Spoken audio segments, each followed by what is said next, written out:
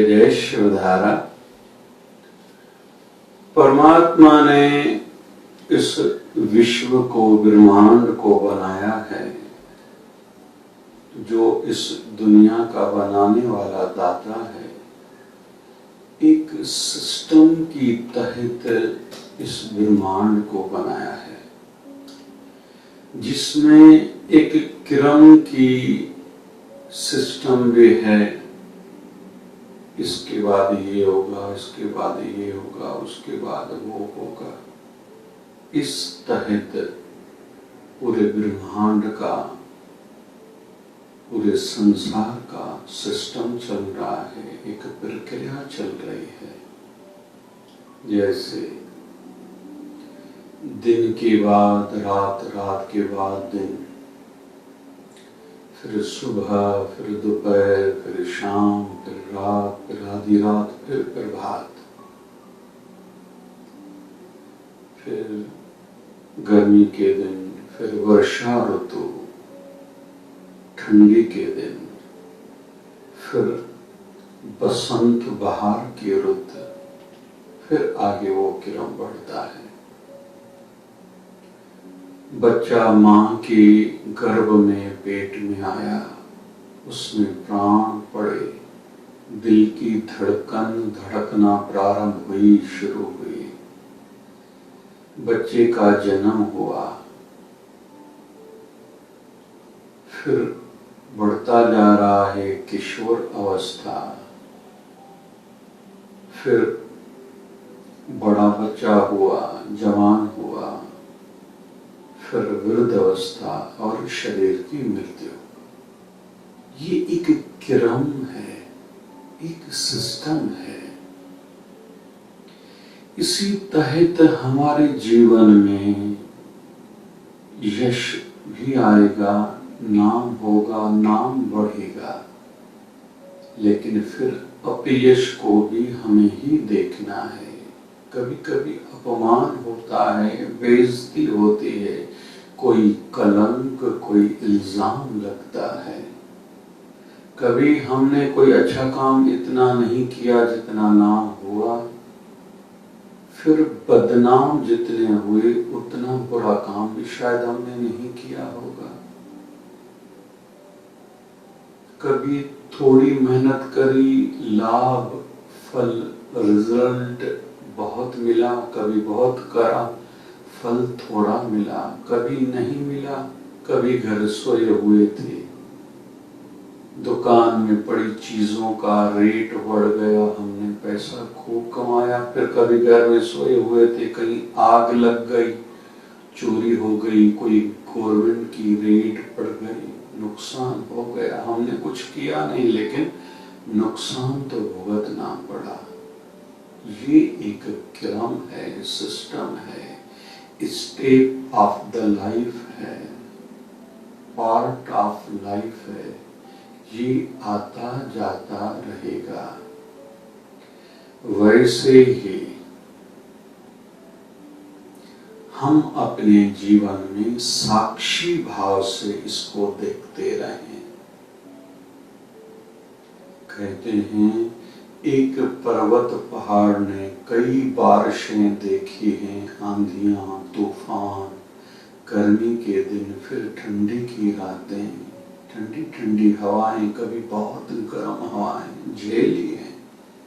वो पर्वत, वो पहाड़ वहां ही टिका हुआ है, डटा हुआ है, दृढ़ता है उसमें। वो साक्षी है, लेकिन किसी भी अनुभव को, तजर्बे को दिल पे नहीं लिया है। ये चलता ही रहेगा। वैसे ही हमें भी बनना है। जितने भी दुख आए, परेशानियां आए या सुख आए, नाम बढ़े, नफा हो, लाभ बढ़े, प्रॉफिट ज्यादा हो, दोनों की साक्षी बने, देखने वाले बने। मेडिटेशन, ध्यान में भी एक प्रक्रिया कराई जाती है, जिसमें विशेष तौर पर विपश्यना के अनुसार जो भगवान बुद्ध ने बताई है कि नासिका के माध्यम से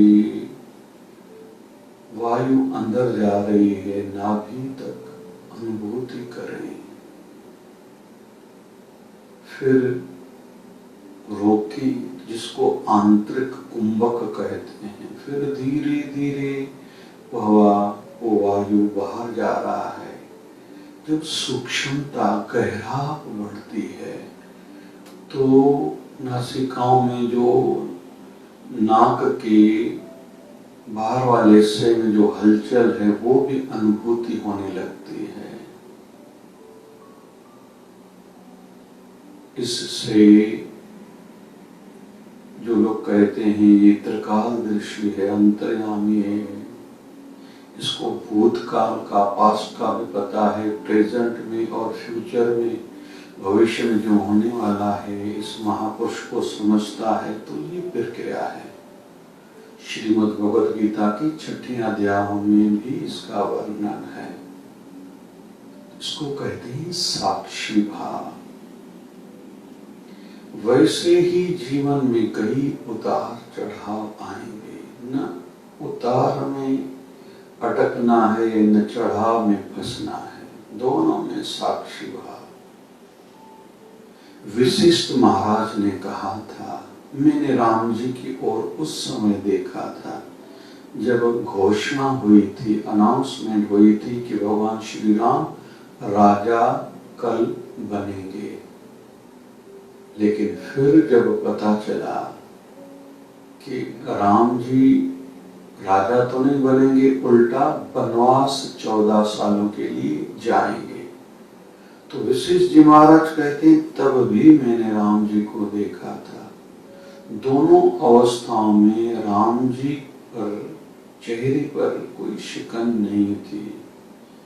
राजा बनने जा रहे हैं, कोई खुशी के एक्सप्रेशंस, एहसास नहीं थे। या वनवास जा रहे हैं तो कोई मन में या चेहरे पर या दुख की कोई लहर नहीं दिखाई दे रही है। वैसे हमें बनना है। भगवान श्री कृष्ण के जीवन को देखते हैं तो भगवान, लेकिन मानव लीला कर रहे हैं तो हमारे लिए आदर्श उस दृष्टि से भी होते हैं। भगवान है ये तो ठीक है, उन्होंने जो किया है, क्योंकि हमें ज्यादा हर बात में नहीं जाना है। बहुत लोग कहते हैं कि भगवान श्री कृष्ण ने ये किया, तो भाई गोवर्धन पर्वत भी उठाया था 7 दिनों तक। 84 कोस है जो गोवर्धन पर्वत, जिसकी परिक्रमा होती है। तो हम क्या 1 किलो का पत्थर एक उंगली पर 7 दिन तक उठा सकते हैं क्या? हमें ज्यादा बातों में नहीं पड़ना है। बस काम जैसे कैसी शहद की मक्खी रहती है, फूलों से अपनी रस लेके उसको शहद बना के छाते में जमा करती है, अपने बच्चों को भी देती है और संसार को भी देती है। हम वैसे गुण ग्राही बने, अच्छी बातें जहाँ से सीखने को मिले वो वहां से ले, खुद में अपनाए, वो दूसरों में बांटे। अच्छाई का फल, बस हमें ऐसा होना है। तो भगवान श्री कृष्ण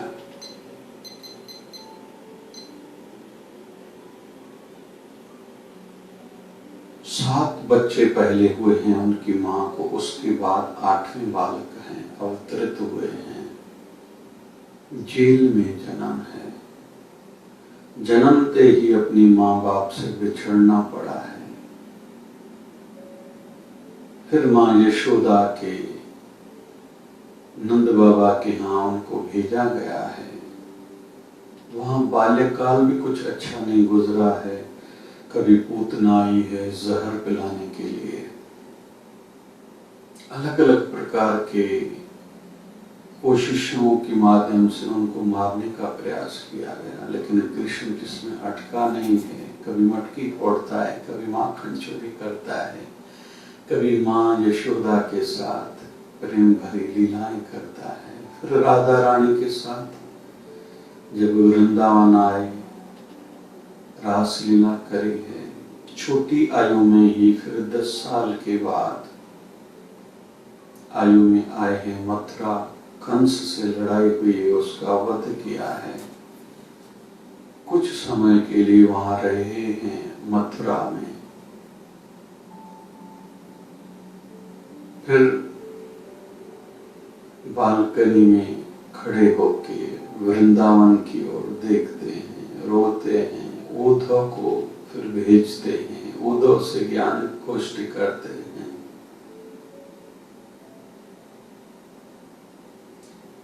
फिर जरासंध से कई बार लड़ाइयां हुई, उसके कारण ठाकुर जी को ब्रज क्षेत्र छोड़ना पड़ा। आए हैं द्वारका, द्वारकाधीश बने हैं। फिर मां रुक्मणी का संदेशा आया है, ऐसे 8 पटरानियां, फिर 16,100 राजकुमारियों के साथ विवाह करना पड़ा है। कई लड़ाइयां लड़नी पड़ी हैं, कई लीलाएं करी हैं। दुर्वासा ऋषि की परीक्षा दी है। पता चला है संत आए हमारे क्षेत्र में, निवेदन रखा आप हमारे यहाँ राज्य में चलो। दुर्वासा ऋषि कहते हैं एक शर्त पर चलूंगा। शर्त क्या? तुम पति पत्नी रथ के घोड़े निकाल के तुम मुझे खींचोगे, मैं ऊपर बैठूंगा, ऐसे लेके चलोगे क्या? जिस क्षेत्र के राज्य के तुम राजा हो, क्या ऐसा तुम कर सकते हो? तो भगवान कहते हैं हाँ, संत हमारे घर पधारे, महल में पधारे, इससे अधिक मुझे क्या चाहिए, मुझे ये भी मंजूर है। तो ठाकुर जी ने ये लीला करी है। भगवान श्री कृष्ण मां रुक्मणी अपनी धर्मपत्नी के साथ रथ के घोड़े निकाल के खुद उस रथ को खींचा है, लेके आए हैं। ऐसे कई लीलाएं करी हैं। अंत में उनके ही वंशज संतों के शराब के फल रूप में शराब पी के एक दूसरे को लड़ाई झगड़ने के माध्यम से खत्म कर रहा है। ठाकुर जी अपनी आंखों से देख रहे हैं। तो एक ही जीवन में इतने सारे उतार चढ़ाव, लेकिन कृष्ण को पैर में तीर लगा है।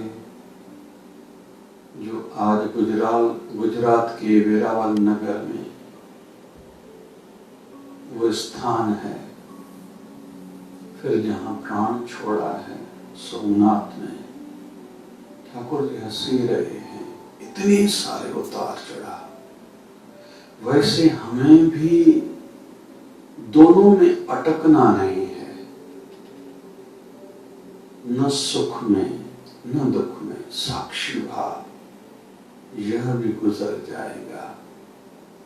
जो आया है वो जाने के लिए आया है, और जो गया है आने के लिए गया है। मतलब जो सुख आया है ये जाएगा जरूर। फिर जब जाएगा तो दुख देके जाएगा। फिर दुख भी वैसे ही सदा नहीं रहेगा। दुख जाएगा तो सुख देके जाएगा। ये अनुभूतियां होती रहेंगी। मैं अनुभूति करने वाला, तजर्बे को ध्यान में रखने वाला बनाऊं। न खुशी में खुश होना है, न दुख में दुखी होना है। ये भी दात तेरी दाता, प्रभु तेरी इच्छा पूर्ण हो। अटकना उलझना किसी में नहीं है, आनंद लेते रहना है। तो साक्षी भाव में टिके रहें, दोनों को देखने वाले बने। जय जय शिवधारा, जय जय शिव।